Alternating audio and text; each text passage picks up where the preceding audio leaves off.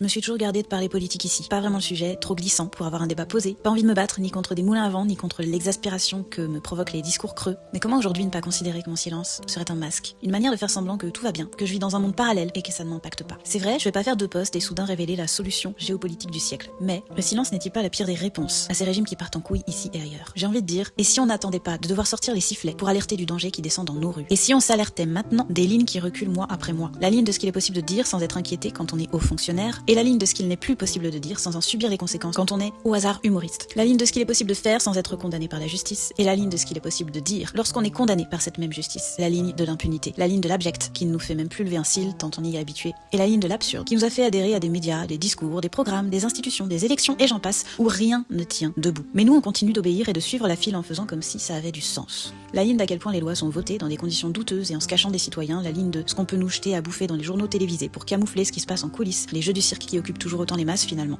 La ligne du temps qu'il nous faut pour oublier le dernier scandale et accepter que des criminels reviennent nous vendre leur numéro de sauveur irréprochable parce que, on a l'habitude, alors la pilule passe. Ils nous y ont habitués. Mais surtout, la ligne de l'empathie envers son prochain qui recule jusqu'à se planquer derrière des égos froids. Et la ligne de la cruauté qu'on accepte comme si elle faisait partie de la famille. Tant qu'elle s'attaque aux autres de famille, alors ça passe. Mais elle finira toujours par revenir aux portes de ceux qui se sont crus épargnés. Parce que c'est comme ça que le mal fonctionne. Il rampe, doucement, inexorablement, et il n'oublie personne. Je suis censée sortir une offre ce mois-ci et mon esprit est en partie ailleurs. Parce que la responsabilité qui incombe à tous ceux qui sont visibles aujourd'hui, ne serait-ce qu'un peu, me semble dépasser largement nos petits business. Avoir de l'impact est une arme, pouvoir s'exprimer et être entendu est un privilège, s'en servir pour poser un message, c'est un acte de résistance.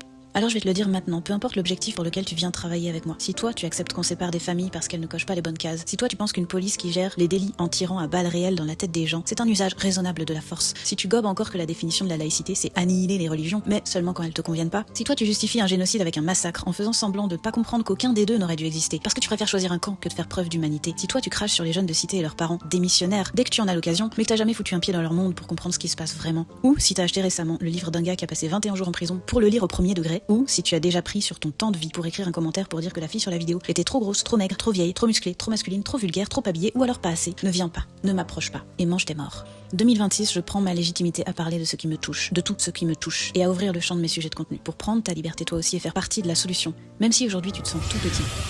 Rendez-vous dans les liens en description.